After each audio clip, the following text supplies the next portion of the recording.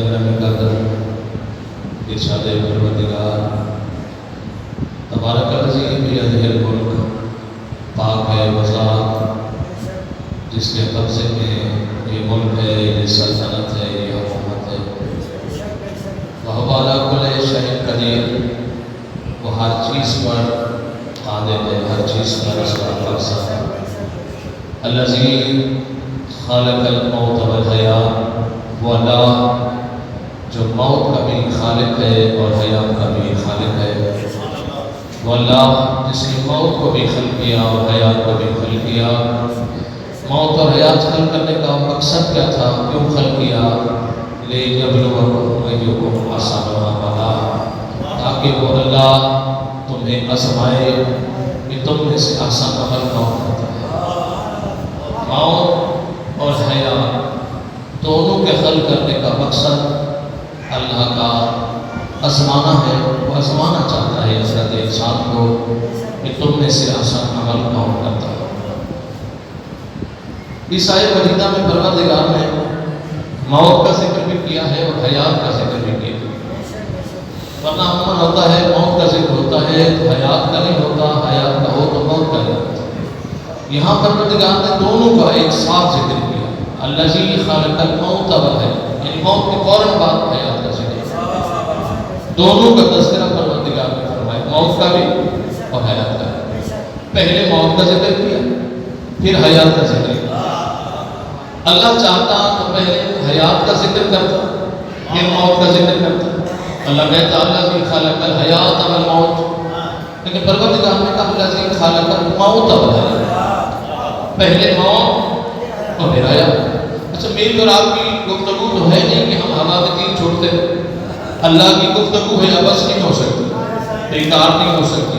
کوئی وجہ ہے کہ پروردگار نے موت کا ذکر پہلے کیا ہے اور حیات کا ذکر بعد میں کیا۔ جب علماء اقوال معصومین کو دیکھا گیا کہ کیا وجہ ہے موت کا ذکر پہلے کرنا اور حیات کا ذکر بعد میں کرنا، تو علماء نے نتیجہ اخذ کیا کہ وہ اللہ بتانا چاہ رہا ہے کہ موت پہلے ہے اور زندگی بعد میں۔ موت کا ذکر پہلے کرنے کا مقصد ہے کہ موت پہلے ہے، حیات بعد میں ہے، مرنا پہلے ہے، جینا بعد میں ہے۔ اچھا ہم سمجھ رہے تھے پہلے مرنا ہے، پہلے زندہ رہنا ہے اور پھر مرنا ہے۔ میرے اور آپ کے ذہن میں یہی بات تھی کہ پہلے زندگی ہے پھر موت ہے، زندہ رہنا ہے اور پھر مر جانا ہے۔ اللہ کہہ رہا ہے پہلے مرنا ہے اور پھر جینا ہے، یعنی اللہ موت کا ذکر پہلے کر رہا ہے اور حیات کا ذکر بعد میں کرنا۔ موت کا ذکر پہلے کرنا، حیات کا ذکر بعد میں کرنا، اللہ بتانا چاہ رہا ہے کہ زندگی یہ نہیں جو تم جی رہے ہو، زندگی وہ ہے جو موت کے بعد ملنے والی ہے۔ یہ حیات نہیں ہے، یہ زندگی نہیں ہے۔ یہ جو میں اور آپ 50 60 70 سال، یہ میں اوسطن کہہ رہا ہوں، مطلب لمبے کا نہیں پتا ہے، جو اوسطن ہے نا 50 60 سال وہ کہہ رہا ہوں۔ یہ 50 60 70 سال والی زندگی اللہ نے کہا کہ زندگی یہ نہیں ہے، زندگی وہ ہے جو موت کے بعد ملنے والی۔ اچھا انسان کتنا گھاٹے کا سودا کر رہا ہے کہ جس زندگی کو ختم ہونا ہے اس کے لیے سب کچھ کر رہا ہے، اور جسے ختم نہیں ہونا ہے اسے بھول چکا ہے۔ یعنی جس زندگی کو ختم ہو جانا ہے اس کے لیے کہہ رہے گھر بھی اچھا ہونا چاہیے، رہنے کی جگہ اچھی ہونی چاہیے، بجلی ہونی چاہیے، اے سی ہونا چاہیے، آسائش ہونی چاہیے، کوئی تکلیف نہ ہو، اور پھر ایک دن اس کو ختم بھی ہو جانا ہے۔ کبھی اس گھر کا سوچا ہے کہ جہاں ہمیشہ ہی ہمیشہ رہنا ہے؟ جو ہمیشہ رہنے کی جگہ ہے انسان اسے بھول چکا ہے۔ تو عزیزاً محترم پروردگار نے دونوں کا تذکرہ کیا۔ الذی خلق الموت والحیات، موت اور حیات اس لیے تاکہ وہ اللہ تمہیں آزمائے۔ اللہ آزمانا چاہتا ہے، ہر بندے کو آزما رہا ہے، مجھے آپ کو سب کو، ہر بندہ آزمائش سے گزرتا ہے، غریب بھی امیر بھی۔ غریب کا بھی امتحان ہے، امیر کا بھی امتحان ہے، بیمار کا بھی امتحان ہے، صحت مند کا بھی امتحان ہے، ضعیف کا بھی امتحان ہے، جوان کا بھی امتحان ہے۔ ہر بندہ آزمائش میں، امیر بھی غریب بھی۔ امیر راضی، امیر خوش نہ ہو کہ اللہ نے مجھے دولت دی ہے وہ مجھ میں راضی ہے، نہیں، اور اللہ دولت دے کے آزما رہا ہے۔ غریب ناراض نہ ہو کہ اللہ نے مجھے دولت کیوں نہیں دی، نہیں، وہ غربت دے کے آزما رہا ہے۔ امیر کو دولت دے کے آزمانا ہے، غریب کو غربت دے کے. امیر کی دولت کا امتحان ہے، غریب کی غربت کا امتحان ہے. ضعیف کے ضعف کا امتحان ہے، جوان کی جوانی کا امتحان. ضعیف کا امتحان اس جوانی کے عالم زبان سے کلمات شکر نکلتے ہیں یا کلمات کفر نکلتے ہیں. جوان کی جوانی کا امتحان ہے، کس دی ہوئی جوانی کو طاقت کی دی ہوئی طاقت کو میری اطاعت میں صرف کرتا ہے یا میری نافرمانی میں صرف کرتا ہے. جوان کا امتحان یعنی سارا جوانی کے عالم میں یہ کرتا کیا ہے؟ اللہ آزمانا چاہ رہا ہے، آزمائش سے گزارنا ہے. ہر بندے کو آزمائش سے گزارنا. آزمائش دو طرح کا، ایک آزمائش ہوتی ہے، ایک مصیبت ہوتی ہے. دونوں الگ الگ ہیں، دونوں ایک جیسے نہیں ہیں. دونوں کا آپس میں ایسے ہی تقابل ہے جیسے پانی اور آگ کا. متضاد چیزیں ہیں، آزمائش اور مصیبت متضاد چیزیں ہیں، لیکن ہم آزمائش اور مصیبت کو ایک ہی سمجھ نہیں پاتے. اس میں قصور آزمائش مصیبت کا نہیں، ہماری کم علمی کا. ہم سمجھ نہیں پا رہے، ہماری زبان میں وہ وسعت نہیں ہے، ہماری اردو میں ہماری زبان میں وہ وسعت نہیں ہے کہ ہم سمجھ سکیں کہ آزمائش کسے کہتے ہیں، مصیبت کسے کہتے ہیں. آزمائش الگ چیز ہے، مصیبت الگ چیز ہے. آزمائش اچھا دونوں کو سمجھ کیوں نہیں سکتے؟ چونکہ دونوں کا ریئیکشن ایک ہے. جو چیزیں آزمائش میں ہیں کوئی مصیبت میں. آزمائش میں بھی بیماریاں ہیں، مصیبت میں بھی بیماریاں ہیں. آزمائش میں بھی پریشانیاں ہیں، مصیبت میں بھی پریشانیاں ہیں. آزمائش میں بھی فاقے ہیں، مصیبت میں بھی فاقے ہیں. آزمائش میں بھی اولاد نافرمان ہو سکتی ہے، مصیبت میں بھی ہو سکتی ہے. آزمائش میں بھی بیوی نافرمان ہو سکتی ہے، مصیبت میں بھی ہو سکتی ہے. جو چیزیں آزمائش میں ہیں وہ ساری چیزیں مصیبت میں ہیں. آزمائش اور مصیبت چیزیں الگ الگ ہیں لیکن ریئیکشن ایک ہے. ہم سمجھ نہیں پاتے کہ آیا ہم آزمائش میں ہیں یا مصیبت میں ہیں. پتہ چلنا چاہیے نا، پتہ ہو. اچھا آزمائش کس وجہ سے آتی ہے، مصیبت کس وجہ سے آتی ہے؟ سمجھیے گا، دونوں الگ الگ چیزیں ہو گئی لیکن بتائیں آجی کا کہ تو مصیبت کس وجہ سے آتی ہے، مبارک بھائی آزمائش کس وجہ سے آتی ہے. دونوں مختلف اور متضاد چیزیں. آپ سمجھیے گا، آزمائش میں اللہ کن لوگوں کو ڈالتا ہے، مصیبت میں کن لوگوں کو ڈالتا ہے. کون سا گروہ ہے جو آزمائش سے جنگ کرتا ہے، کون سا گروہ ہے جو مصیبت سے کرتا ہے. آپ سمجھیے گا، آزمائش کن لوگوں کے لیے آزمائش ہے؟ جب بندے کے گناہ حد، جب بندے کی نیکیاں حد سے زیادہ ہو جائیں، یا یوں سمجھ لیجیے اللہ جس کے سجدوں کو قبول کر لیتا ہے اسے آزمائش میں ڈال دیتا ہے. جس کی بندگی اور سلامت رکھے، جس کی بندگی، جس کی عبادت درجہ قبولیت پہ پہنچ جائے، اللہ جس کی عبادت کو قبول فرما لے اسے آزمائش میں ڈال دیتا ہے. اور مصیبت بھی کسے ڈالتا ہے؟ جس کے گناہ حد سے زیادہ ہو جائے، جس کی نافرمانیاں بہت زیادہ ہو جائے، اللہ اسے مصیبت میں ڈال دیتا ہے. اب دونوں الگ الگ چیزیں، آزمائش نیک لوگوں کے لیے، مصیبت گنہگار لوگوں کے لیے. نیک لوگوں کو اللہ آزمائش میں ڈالتا ہے، گنہگار لوگوں کو اللہ مصیبت میں ڈالتا ہے. لیکن ریئیکشن ایک ہے. سمجھنے والی بات یہ ہے بھائی میرا اللہ ہم کیسے سمجھیں؟ پریشانیاں تو ہمارے گھروں میں بھی ہیں لیکن آزمائش میں ہیں یا مصیبت میں ہیں؟ میرا اللہ تو بتا تاکہ ہم گنہگار لوگوں کو، کمزور لوگوں کو پتہ چل جائے کہ پریشانیاں تو ہر کسی کو گھیرے ہوئے ہیں لیکن کوئی نشانی بتا دے کہ پریشانی آنے کے بعد ہم سمجھ جائیں کہ ہم آزمائش میں ہیں یا مصیبت میں ہیں. جو آزمائش آئی ہے، جو پریشانی آئی ہے وہ آزمائش والی ہے یا مصیبت والی ہے. کہیں ایسا غلط فہمی میں رہ جائے ہم سمجھے سجدے قبول ہو گئے ہیں اور ہم گنہگاروں کی فہرست میں کھڑے ہوئے ہو.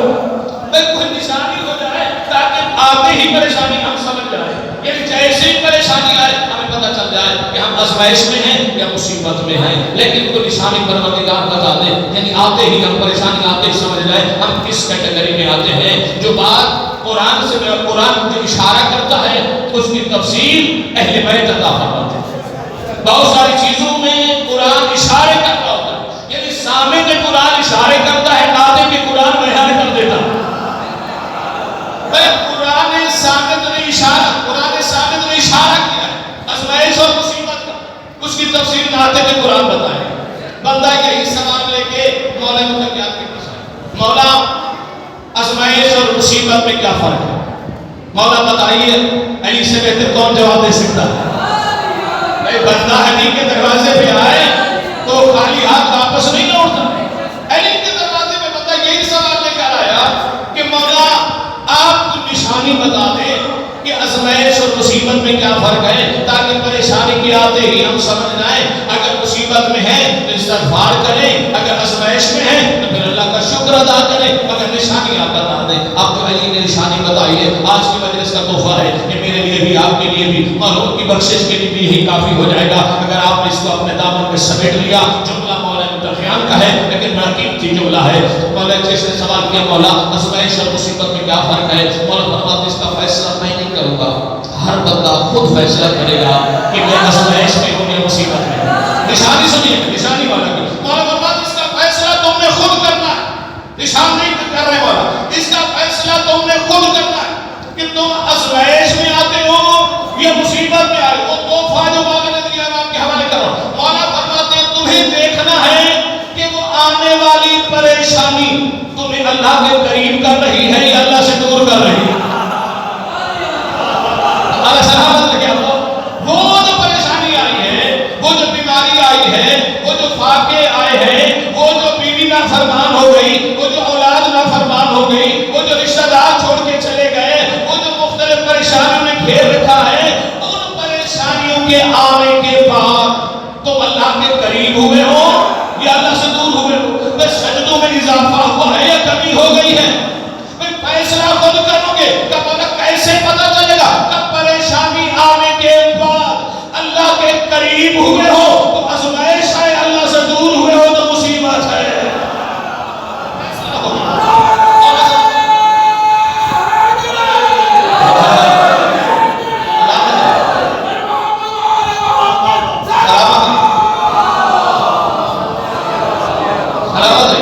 پریشانی آنے کے بعد اللہ کے قریب ہوئے ہو یا دور ہوئے ہو, سجدوں میں اضافہ ہوا ہے یا کمی ہو گئی ہے, عبادت بڑھی ہے یا پہلے والی بھی گئی. اگر اضافہ ہوا ہے تو اللہ کے قریب ہوئے ہو, اگر کمی ہوئی ہے تو پھر اللہ سے دور ہوئے ہو. اگر زیادہ ہوا ہے, عبادت زیادہ ہوئی ہے تو اللہ کا شکر ادا کرو, تم آزمائش والوں میں ہو. اگر کمی ہوئی ہے تو استغفار کرو, تم گنہگار لوگوں میں ہو. اب فیصلہ ہر بندے کو خود کرنا ہے. مولا نے بتا دیا مجھے آپ کو ہم سب آزمائش اور مصیبت کا پڑھیں. اچھا یہ فیصلہ ہو گیا, یہ خود فیصلہ آپ بندہ کرے گا. پروردگار گنہگار بندے کو گناہ کرنے کے بعد بھی پریشانیاں ملے, عبادت گزار کو عبادت کرنے کے بعد بھی پریشانیاں ملے, تو نیک بندہ کہہ تو سکتے میرا اللہ پھر میرے سجدے کرنے کا کیا فائدہ؟ میں گنہگار بندہ گناہ کرے تاکہ اس کے گھر میں بھی ہوں, نیک بندہ مصلی پہ کھڑ کے عبادت کرے تاکہ اس کے گھر میں بھی ہوں, بیمار گنہگار کے بچے بھی ہوں, بیمار نیک آدمی کے بھی ہوں. بھئی عبادت گزار بندہ بھی پریشانی میں, گنہگار بھی پریشانی میں. تو بندہ تو کہے گا نعوذ باللہ میرا اللہ میں گناہ ہی کرتا رہتا ہے. دنیا کا لالچ, دنیا کی جو ہے ایسے عشرت میں رہو گے. ایک ہی چیز ہے, ادھر بھی پریشان رہنا ہے, ادھر بھی پریشان رہنا ہے. خاکے بھی گزارو, لوگوں کی نظر میں جو ہے مجھے جو ہے دور ابھی کر دیا جائے اور گنہگار کو اچھا بھی سمجھا جائے تو پھر گنہگار نہ رہو. تو پروردگار نے کیا کہا؟ اس نے کہا پروردگار نے کہا نہیں, نیک لوگوں کو گنہگار, نیک لوگوں کو آزمانے کا مطلب, پریشانیاں دینے کا مطلب کوئی خدا نخواستہ انہیں جو ہے وہ مصیبت میں ڈالنا مقصود نہیں ہے. خدا نخواستہ انہیں تکلیفوں میں دیکھنا مقصود نہیں ہے. ہم آزمائش میں ڈالتے ہیں تو کسی وجہ سے ڈالتے ہیں. آزمائش میں ڈالنے کا مطلب پریشان کرنا نہیں ہے. میرا اللہ کیوں پریشانی میں ڈالتا ہے, آزمائش سے کیوں گزارتا ہے؟ کہ ہر بندے کو آزمائش میں نہیں ڈالتے. سنیے گا جملہ, آزمائش میں ڈالتے اسے ہیں جسے پروموشن دینا چاہتے ہیں.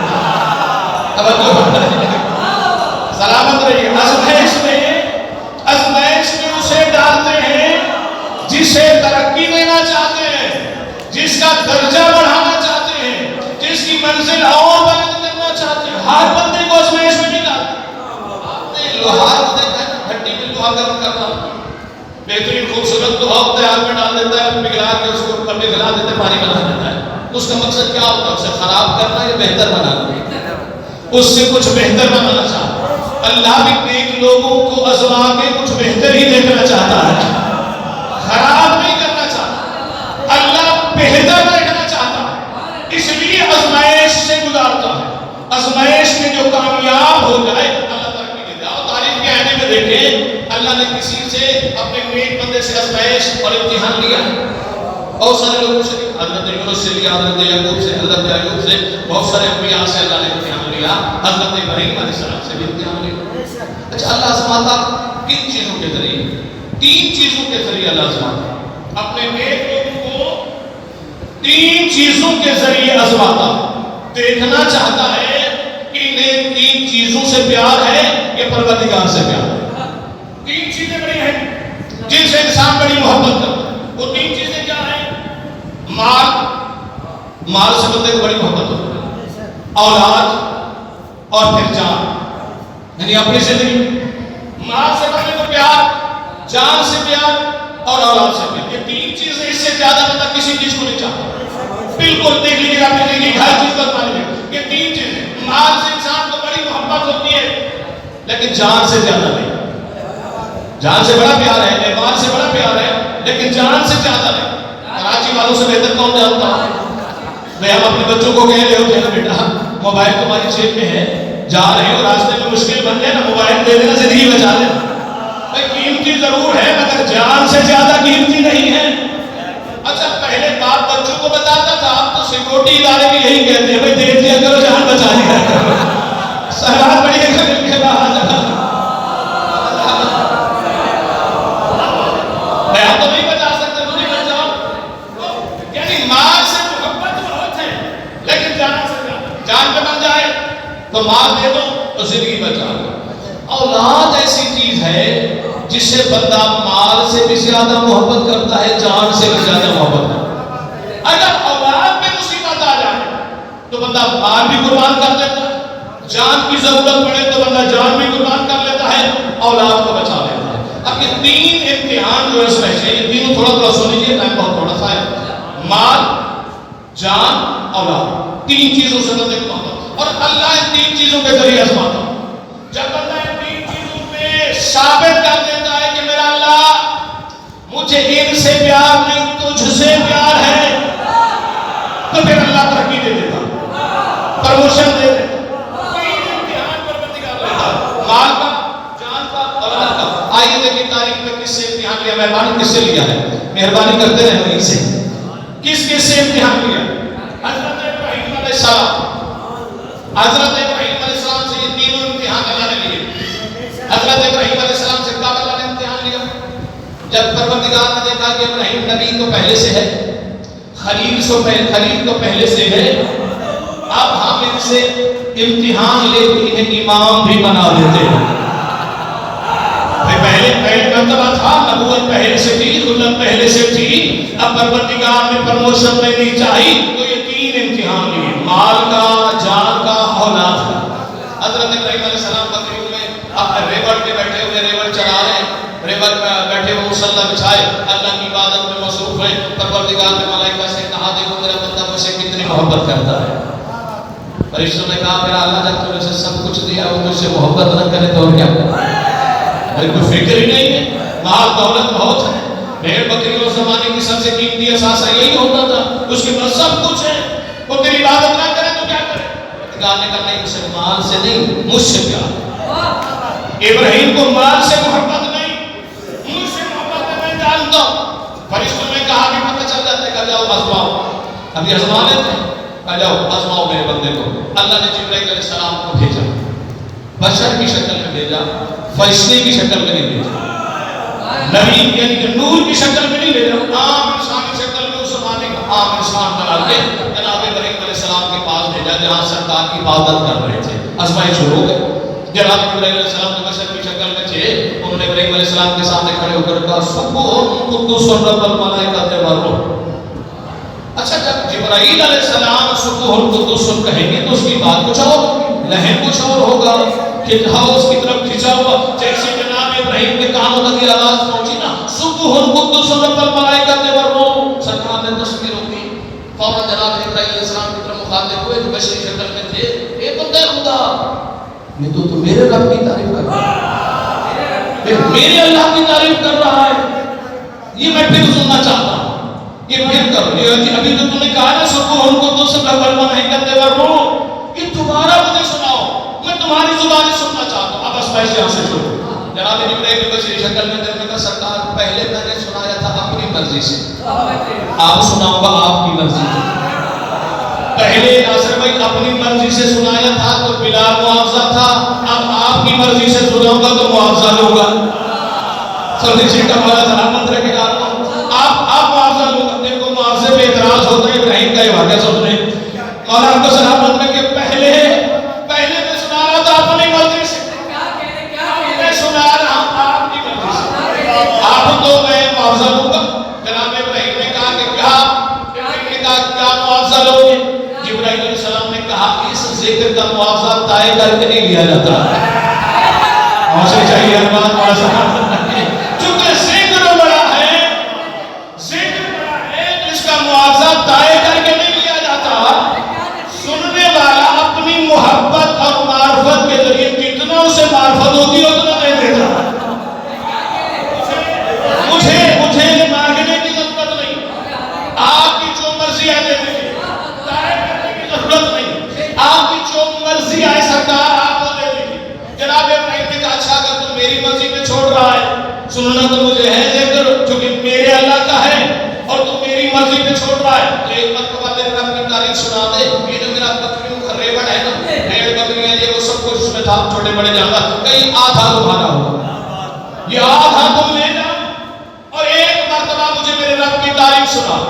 جناب جبرائیل نے کہا سبوح قدوس رب الملائکۃ والروح، بڑا سکون پہنچا جناب جبرائیل، بڑا مزہ آ گیا، اے بندے خدا بڑا مزہ آ گیا تو نے میرے رب کی تعریف سنی، لیکن میرا جی نہیں بھرا، ایک مرتبہ پھر سننا چاہتا ہوں، ایک مرتبہ پھر سنا دو، پھر دوبارہ سنا دو۔ انہوں نے کہا سرکار نے ٹھیک ہے اگر دوبارہ سنا دو تو کیا دو گے؟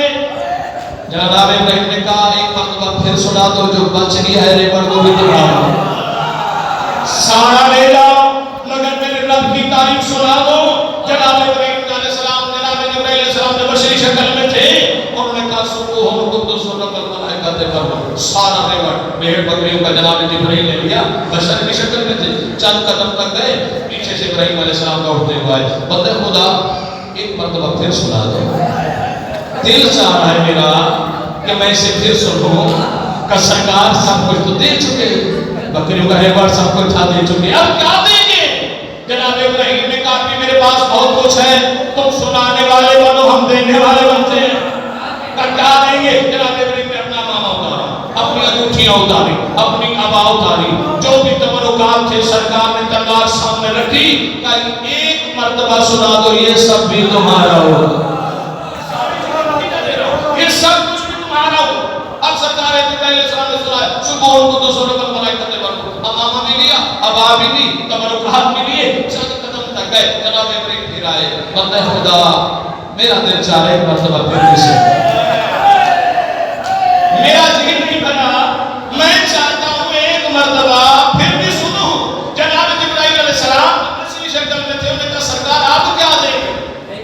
اب تو سب کچھ چلا گیا، آپ نے بھیڑ بکریاں بھی دے دی، انگوٹھیاں بھی دے دی، تلوار بھی دے دی، اپنے تبرکات دے دی، اب آپ دے دیا، اب تو آپ کے پاس کچھ رہا نہیں، اب آپ کیا دیں گے؟ کہ ایک مرتبہ سنا دو، ان بکریوں کی رکھوالی کے لیے تمہیں بندے کی ضرورت ہوگی، ابراہیم بھی تمہارے ساتھ چلتے ہیں، تمہارے ساتھ چلتا ہوں، میں تمہارے ساتھ چلتا ہوں، میں تمہارے ساتھ چلتا ہوں، بکریاں تمہاری ہوگی، رکھوالی میں کروں گا، بکریاں تمہاری ہوگی، چراگاہ میں لے جاؤں گا، مگر میرے رب کی تعریف سنا دو، میرے پروردگار کی تعریف مجھے سنا دو۔ جناب جبرائیل علیہ السلام جو بشر کی شکل میں تھے، انہوں نے کہا سبوح قدوس رب الملائکۃ والروح، بکریاں بھی لی، تبرکات بھی لیے، جناب ابراہیم کو بھی لیا، نتیجہ سنیے گا، چند قدم تک گئے ابراہیم، اللہ کی طرف سے آواز آئی جبرائیل بس کر، اس سے زیادہ امتحان نہ لے میرے بندے، اس سے زیادہ امتحان میرے بندے کا نہ لے، میرے بندے نے ثابت کر دیا ہے کہ اسے مال سے پیار نہیں، پروردگار سے پیار نہیں، اسے دولت سے محبت نہیں، اللہ سے پیار ہے، ثابت کر دیا ہے، جلدی کر واپس اپنی نورانی شکل میں آ، ابراہیم کو بتا کہ تو کون ہے۔ واپس جناب جبرائیل اللہ کے حکم سے پھر نورانی شکل میں آئے، ہاتھ جوڑے، سرکار میں جبرائیل ہوں، سرکار آپ نے مجھے پہچانا نہیں، سرکار آپ کا پاس تو اکثر آیا کرتا ہوں، سرکار پہچانا نہیں آپ نے کہ میں جبرائیل ہوں۔ جناب جبرائیل علیہ السلام نے جب کہا کہ میں جبرائیل ہوں اور آپ نے مجھے پہچانا نہیں، حضرت ابراہیم علیہ السلام فرماتے ہیں جبرائیل میں تجھے کیسے پہچانتا، تو جو نوری فرشتہ ہو کے بشر کے لباس میں آ گیا ہے، تو نوری فرشتہ ہو کے بشری لباس میں آیا ہے، تو میں ابراہیم تمہیں کیسے پہچانتا۔ مسلمانوں کی تاریخ کا فیصلہ ہو گیا کہ محمد نور ہے یا بشر ہے، نور ہے یا بشر ہے۔ مسلمانوں جبرائیل جیسا فرشتہ بشر کی شکل میں آئے تو ابراہیم جیسا نبی نہیں پہچان سکتا، محمد بشر بن کے آئے تو ملا کیسے پہچان۔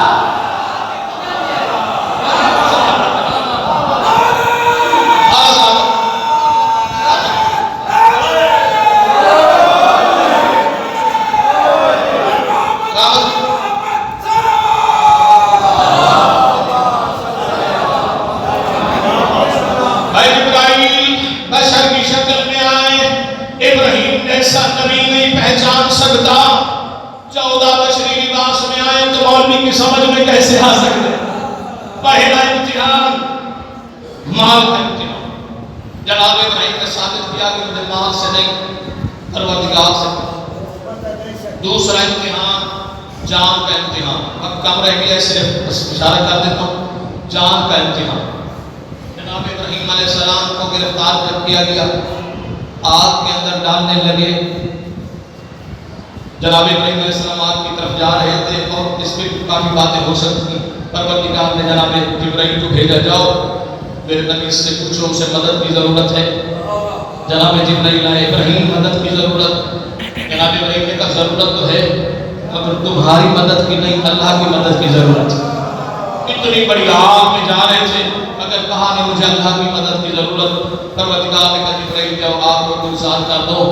ابراہیم نے ثابت کر دیا ہے اسے جان سے پیار نہیں پروردگار سے پیار ہے۔ پہلا امتحان مال کا امتحان، دوسرا امتحان جان کا امتحان، دونوں میں ہو گئے جناب ابراہیم پاس، کامیاب ہو گئے، اچھے نمبروں سے کامیاب ہو گئے کہ مال سے محبت نہیں پروردگار سے محبت ہے، اپنی جان سے پیار نہیں پروردگار سے پیار ہے۔ پھر اللہ نے کیا تیسرا امتحان، اولاد کا امتحان۔ جناب ابراہیم نے خواب میں دیکھا کہ میں اپنے بیٹے کو ذبح کر رہا ہوں، بلایا بیٹا میں نے خواب دیکھا۔ جناب اسماعیل نے کہا بابا جو آپ نے دیکھا ہے کہ فائل مطلوبر آپ کل گزریے، انشاءاللہ آپ مجھے صابرین میں سے پائیں۔ اس میں گفتگو ہو سکتی ہے لیکن وقت اتنا۔ جناب ابراہیم نے جناب اسماعیل کو ساتھ لیا، چوری رسی ہاتھ میں گھر سے نکلنے لگے، بغیر جناب ہاجرہ کو بتائے۔ جب گھر سے نکلنے لگے تو جناب ہاجرہ کی نظر پڑی، بیوی نے فرمایا سرکار کہاں جا رہے ہیں؟ کہا اپنے دوست سے ملنے جا رہا ہے۔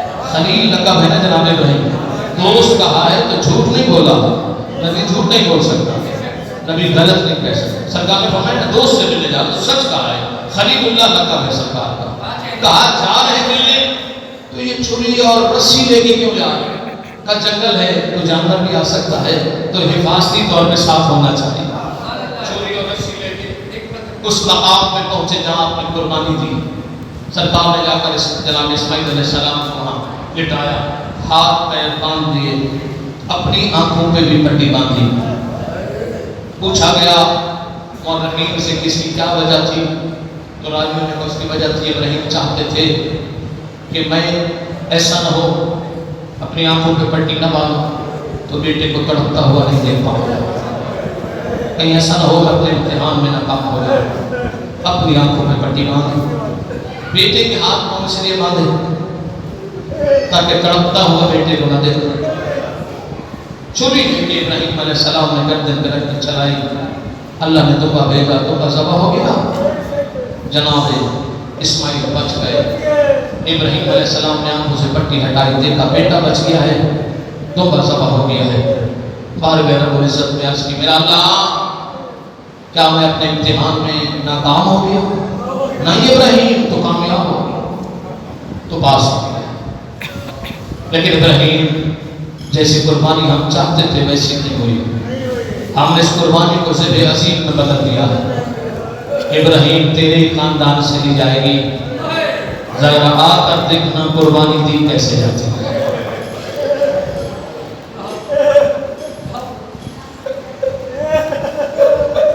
ابراہیم تو اپنے بیٹے کو اس کی ماں سے چھپا کے لے کر آیا ہے. ذرا کربلا میں آ کر دیکھنا مائیں اپنے بیٹوں کو تیار کر کے روانہ کیسے کرے. ابراہیم تو نے اپنی آنکھوں میں اس لیے پٹی باندھی کہ میں بیٹے کو تڑپتا ہوا نہیں دیکھ سکوں گا. ذرا کربلا میں آ کر دیکھنا حسین جوان بیٹے کے سینے سے برچھی نکال کر اجر کو منا لا کر دیکھنا کربلا. ابراہیم تیرے ہی خاندان سے قربانی لی جائے لیکن قربانی دیکھنا دی کیسے جاتی. اللہ نے اس قربانی کو ذبح عظیم میں بدلا اور کربلا میں حسین سے یہ امتحان دیا گیا. جوانوں کی جوانی کی ضرورت پڑی تو حسین نے قربان کی ہے. بچوں کے نازانے کی ضرورت پڑی تو حسین نے اصغر قربان کیا. یہ جملے ہیں کربلا کی تاریخ میں لکھا گیا کہ حسین فرماتے تھے میرا اللہ کوئی اور امتحان ہے تو بھیج حسین حاضر ہے.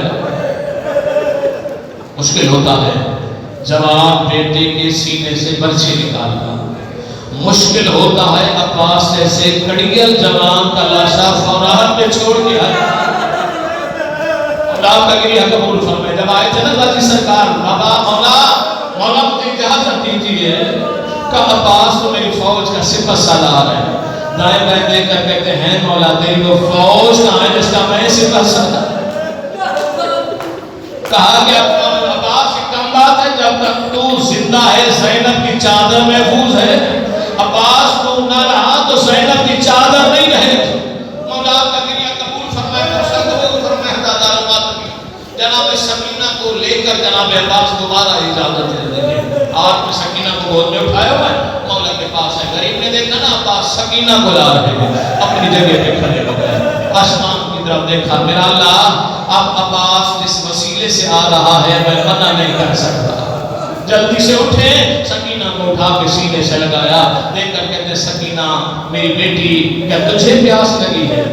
نہیں بابا مجھے نہیں میرا اصغر پیاسا. اب شرم کر کے نہیں غریب بن کے رونا ہے. زندگی کا نہیں بچا دادار و ماتمی ہو. فضائل سننا میری رات کی خواہش ہے. مسائل سننے شام سے زہرہ بھاتی ہے. مولا کا گریہ قبول فرمایا. دادار و ماتمی ہو. غریب فرماتے سکینہ تجھے پیاس لگی ہے؟ نہیں بابا مجھے نہیں میرا اصغر پیاسا ہے. جناب حسین کہتے ہیں سکینہ تیرا اصغر کیا لگتا ہے؟ بیوی کہتی اصغر بابا اصغر میرا بھائی لگتا ہے. امام فرماتے ہیں سکینہ پھر بھائی ہر کسی کو پیارے ہوتے ہیں. سکینہ اصغر تیرا بھائی ہے. عباس میرا بھائی ہے. سکینہ تیرا اصغر 6 ماہ کا ہے. میرا عباس 32 برس کا کڑیا جوان.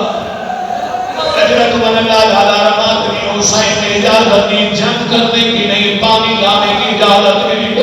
اللہ تعالی رماتنی ہوگا بھی سرکار میدان میں آئے. تلانی جنگ ہے. عباس پانی کا مشکیزہ لے کے عباس عمر سال دینا کیا. ہر طرف سے حملہ کرو پانی خیمے پہنچ گیا. جنگ ہار جائے گے. چیلوں کہیں سے تیر آیا کہیں سے تیر آیا. چاروں طرف سے عباس کو فوج نے گھیرا. دوڑتی ہوئی سکینہ جناب حسین کے پاس نہیں ہے. بابا مجھے چچا دکھا. مجھے چچا نظر نہیں آ رہے. میدان میں چچا نظر نہیں آ رہے. حسین نے سکینہ کو ہاتھوں میں بلند کیا. چیلو اللہ جانے بچی نے کیا منظر دیکھا ہے. رو کر کہتی ہے بابا میرا بھائی مرتا ہے تو مر جائے گا. بابا اپنے بھائی کو واپس بلا لو. حسین کہتے ہیں سکینہ تم نے دیکھا کیا ہے؟ کہتی ہے بابا میں نے دیکھا ہے چچا کے دونوں بالوں قلم ہو گئے. مشک تسمے منہ میں لیے ہوئے. رو کر کہہ رہے سکینہ مجھے معاف کر دینا. آخری جملہ زندگی کا نہیں پتا. بس ادارہ ماتمی و سکینہ خیمے میں حسین فوراب کے کنارے. عباس کا سر اٹھا کے دانوں پہ رکھا. غازی میں تجھے خیمے لے جاؤں. مولا مجھے خیمے پاس